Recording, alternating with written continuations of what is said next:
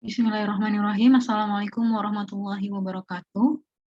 Baiklah teman-teman, di video kali ini kita akan melakukan review kembali dari hasil pembahasan kita di kelas sebelumnya, yaitu berkaitan dengan pasar monopoli. Nah, sebelum itu kita akan mengenal seperti apa pasar monopoli, kemudian kita akan mengenal juga berkaitan dengan monopoli power. Selanjutnya kita akan membahas kenapa sih terjadi monopoli, dan terakhir adalah terkait biaya sosial. Adapun terkait kurva monopoli dan posisi-posisinya ya, posisi di mana laba, di mana rugi, dan seterusnya akan kita bahas di video selanjutnya. Baik, sebelum itu kita mengenal dulu apa sih arti mono. Mono itu udah jelas satu ya, dan poli itu produsen. Berarti monopoli adalah secara sederhana pasar dengan hanya ada satu produsen saja atau satu penjual saja. Nah, kita kenali dulu konsep awalnya, yaitu di sini monopoli merupakan keadaan di mana dalam pasar hanya ada satu penjual, sehingga penjual tersebut memiliki kekuatan untuk menentukan harga atau yang kita kenal sebagai monopoli power atau market power. Berbeda dengan pasar persaingan sempurna, jika pasar persaingan sempurna dia tidak memiliki monopoli power, teman-teman. Karena apa? Karena yang ngatur harga dan kuantitas adalah aktivitas di pasar tersebut. Jadi bukan salah satu pihak gitu ya. Nah, kalau di sini terdapat pihak yang menentukan harga, yaitu penjual. Maka penjual memiliki monopoli power. Nah, kita jelaskan secara singkat dulu terkait ciri-ciri produk apa sih yang dijual di monopoli. Biasanya unik produknya atau tidak ada substitusinya. Kalau kemarin kita sudah bahas kalau di oligopoli dia ada substitutable ya, banyak substitusi. Nah, kalau di sini dia nggak ada substitusinya. Nah, cenderung inelastis berarti ya. Inelastis itu apa sih? Tidak banyak penggantinya begitu ya teman-teman ya, atau tidak ada substitusinya, nggak ada malahan ya. Nah, kemudian kita lanjut ke terdapat hambatan masuk pasar. Jadi nggak semua pihak bisa menjadi monopoli, bisa masuk ke pasar monopoli. Karena kenapa? Kadang ada berdasarkan undang-undang atau sudah diatur bahwa hanya perusahaan ini saja yang boleh, ataupun juga karena modal. Misalnya modalnya nggak banyak, jadi nggak bisa. Modalnya perlu modal yang besar.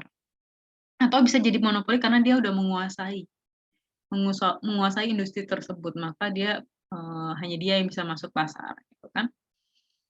Adapun kemudian harga. Nah, di sini harganya siapa sih yang menentukan? Tadi kita udah bahas ya. Yang nentuin harga adalah produsen atau produsen disebut sebagai price setter atau price maker. Nah, di sini ciri-ciri lainnya yaitu ada promosi. Nah, sama sih seperti pada umumnya, namun di monopoli ini promosi bersifat bukan untuk memasarkan produk tersebut, tapi lebih kepada meningkatkan kepercayaannya. Jadi meningkatkan kepercayaan pembelinya terhadap produk dia kayak gitu. Jadi bukan hanya untuk kayak kemarin kan mungkin hanya untuk iklan saja, enggak, ini lebih kepada meningkatkan kepercayaan konsumennya. Nah, kemudian gimana sih hubungan dia dengan perusahaan lain? Dia nggak terlalu bergantung. Sorry, itu salah ya, perusahaan. Perusahaan lain dia nggak bergantung sama perusahaan lain karena dia tunggal ya teman-teman. Jadi dia nggak terlalu bergantung. Nah, di sini kita bahas deh. Misalnya ya, emang saat ini contohnya kan PLN ya teman-teman. Emang nggak ada selain PLN yang mampu membangkitkan listrik misalnya gitu kan? Atau yang mampu menyalurkan listrik. Ternyata ada, namun perusahaan-perusahaan itu mengirimkan produknya atau menjual produknya kepada PLN. Karena kenapa? Karena PLN sudah diatur oleh undang-undang sebagai industri listrik kayak gitu. Kurang lebih seperti itu contohnya. Nah, selanjutnya kita akan lihat lagi nih. Di sini gimana sih harga dan produksi optimal dari sebuah pasar monopoli. Apakah karena tadi kan harganya terserah bisa diatur berapa aja oleh produsen. Apakah keuntungannya jadi tidak terbatas? Nah, ternyata tidak, teman-teman. Karena apa? Karena akhirnya berlaku apa namanya, teman-teman? Karena berlaku hukum permintaan. Apa coba hukum permintaan? Ketika harga itu tinggi, apa yang terjadi? Ya, betul. Otomatis permintaannya juga akan berkurang. Bentar, saya tuliskan ya hukum permintaan. Berarti ketika harga itu semakin tinggi, kan kalau katanya keuntungan tidak terbatas. Enggak, ternyata tidak seperti itu. Ada batasnya. Kenapa? Kalau semakin tinggi harga, kuantitas juga akan semakin turun. Seperti itu. Jadi dia tidak selalu bisa untung tak terbatas gitu ya teman-teman. Nah kemudian bagaimana menentukan price dan queue yang bisa memaksimalkan profit? Berapa sih harus price-nya dan berapa sih kuantitasnya kalau mau dapat profit maksimum gitu ya? Yaitu pada saat MR sama dengan MC. Apa sih MR, apa sih MC? MR itu kan tambahan pendapatan dia ya, sebanding lah teman-teman dengan tambahan biaya yang dia keluarkan. Ingat ya, ini bukan total, tapi tambahan. Jadi saat misalnya memproduksi satu, jadi memproduksi dua, nah MR-nya nambahnya berapa, itu harus sama dengan MC-nya nambah berapa. Nah saat sudah sama, apa yang terjadi? Mereka dapat memaksimalkan profit-nya. Maka dapat disimpulkan di sini bahwa dalam dalam pasar monopoli, harga itu ditetapkan di atas marginal cost. Jadi misalnya tambahan cost-nya ada 10, harganya di atasnya yaitu 15 misalnya. Padahal marginal cost ini bukan total cost, tapi tambahan saja. Namun harga ditetapkan di situ. Karena kenapa? Karena di monopoli pasti keinginan untuk mendapati untung yang lebih. Seperti itu. Berbeda dengan persaingan sempurna. Yuk kita lihat sambil review ya, persaingan sempurna seperti apa. Nah, kalau di harga persaingan sempurna, price cukup sama dengan MC aja. Jadi nggak lebih daripada biaya yang dia keluarin untuk produksi barang itu. Tapi kalau di monopoli, price-nya lebih besar daripada MC karena mau keuntungan lebih. Dia bisa ngatur kan. Kemudian kalau di pendapatannya, pendapatan itu berdasarkan revenue marginal revenue-nya atau berapa sih pendapatannya, tambahan pendapatannya. Harga berdasarkan tambahan pendapatannya. Nah, tapi kalau di sini pendapatannya dilihat dari apa? Dilihat dari D. D itu apa sih, teman-teman? Demand. Kenapa demand? Karena melihat berapa pendapatan yang dia punya tergantung kepada berapa kuantitas yang terjual. Karena kenapa? Harga kan bisa diatur sama produsennya. Harga berapa aja. Jadi pendapatannya dilihat dari berapa sih demand yang keluar. Seperti itu. Nah, sedangkan kalau di permintaan, kalau barang PPS kan persaingan sempurna lebih elastis ya, banyak penggantinya. Kalau ini inelastis, nggak banyak penggantinya.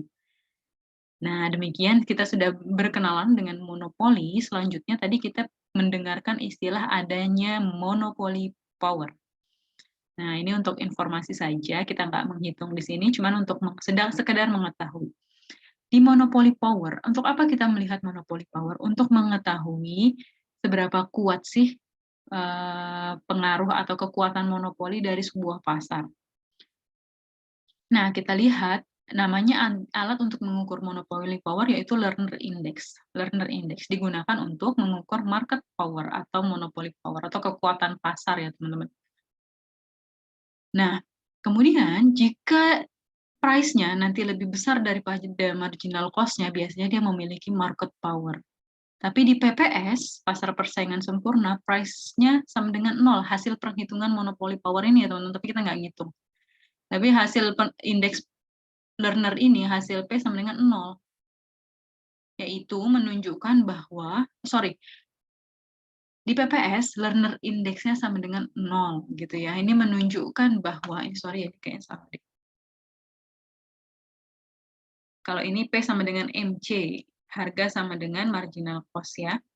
Nah, di Lerner Index, hasilnya adalah 0. Kenapa 0? Menunjukkan bahwa pasar persaingan sempurna nggak ada kekuatannya. Nah, semakin besar Lerner Index, semakin besar pula market power-nya. Nah, apa sih penentu market power ini? Ini monopoli power atau market power itu sama ya teman-teman, jadi jangan bingung. Market power. Nah, penentu market power itu apa sih? Pertama, elastisitas jelas.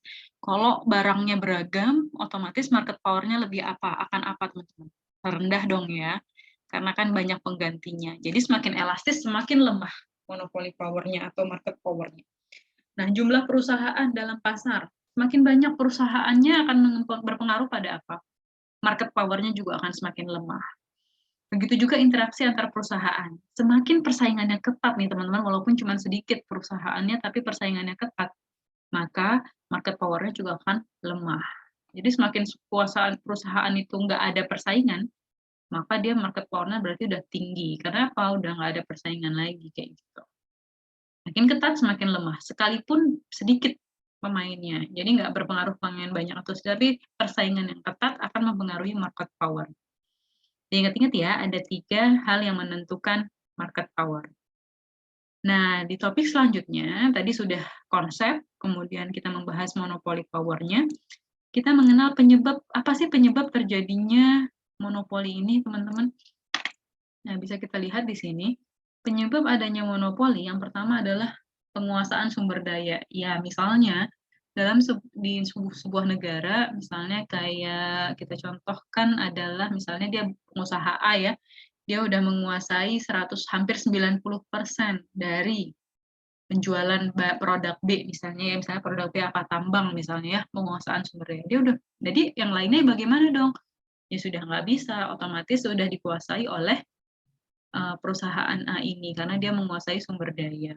Kemudian yang kedua karena peraturan pemerintah, ini contohnya kayak PLN ya.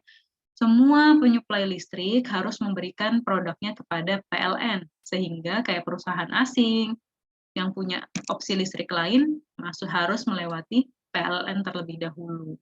Dan yang ketiga ada namanya natural monopoly. Nah, natural monopoly ini adalah terbentuknya monopoli karena alamiah aja gitu teman-teman, kayak alamiah aja. Misalnya dia modalnya paling besar, dia udah duluan buat, otomatis dia menjadi monopoli secara natural. Soalnya intinya bisa jadi poin 1 masuk ke dalam poin 3, bisa jadi masuk poin 3. Karena apa? Misalnya dia udah menguasai duluan nih, akhirnya dia menjadi natural monopoli. Jadi ada yang bersifatnya legal, ini legal ya teman-teman. Jadi monopoli karena legal, ini karena natural. Nah, selanjutnya adalah ada nggak sih dampak sosial atau ada nggak sih biaya sosial dari monopoli power atau kelemahannya, atau apa sih yang penyebabnya dari si monopoli ini? Yang pertama kita kenal dengan namanya dead weight loss, terjadi DWL nih. Apa sih DWL itu? Kemarin udah kita pernah bahas ya sebelumnya ya. Jadi ada yang nggak dinikmati oleh konsumen dan nggak dinikmati juga oleh produsen karena adanya dead weight loss. Nah, maka karena kenapa kok ada dead weight loss? Karena price lebih tinggi menyebabkan kuantitas turun. Ya kan? Kalau misalnya naruh harga lebih tinggi, akhirnya ada kuantitas yang nggak bisa terbeli sama masyarakat, sehingga menjadi penyebab terjadinya dead weight loss. Jika dibandingkan seandainya kondisinya PPS, kalau PPS biasa-biasa aja, dia normal kondisinya kan. Nah, saat ada monopoli, di mana harganya lebih tinggi daripada MC, maka yang terjadi ada dead weight loss. Dan yang kedua, akan terjadi namanya eksploitasi terhadap konsumen dan pekerja. Atau sikap eksploitasi keuntungan ini disebut sebagai ransacking. Apa sih ransacking itu?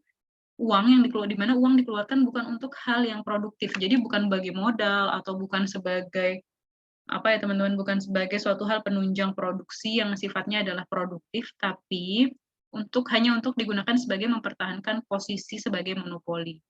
Misalnya kayak dia sengaja mau memonopoli sesuatu ini dengan cara melobi, terus uangnya keluar untuk biaya lobi tersebut. Jadi bukan untuk mengoptimalkan produksinya, tapi dengan lobi. Atau ngebuat iklan sebagus mungkin untuk menghindari antitrust, untuk menghindari orang-orang yang nggak percaya. Jadi supaya orang semakin yakin sama produk tersebut, sama hal tersebut, kayak gitu. Nah, itu terjadi nih dalam praktek monopoli, walaupun tidak selalu. Namanya eksploitasi terhadap konsumen dan pekerja. Apa sih efek untuk konsumen? Iya, konsumen akhirnya bisa dapetin harga yang lebih mahal, atau karena suka-suka ya bisa naruh harganya. Nah, bagi pekerja apa nih?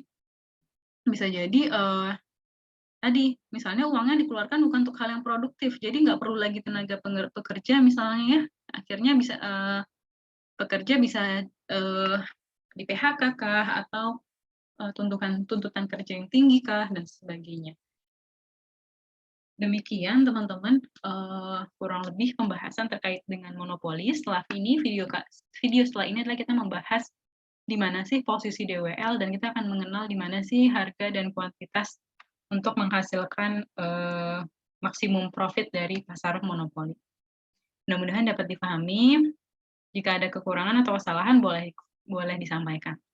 Terima kasih. Assalamualaikum warahmatullahi wabarakatuh.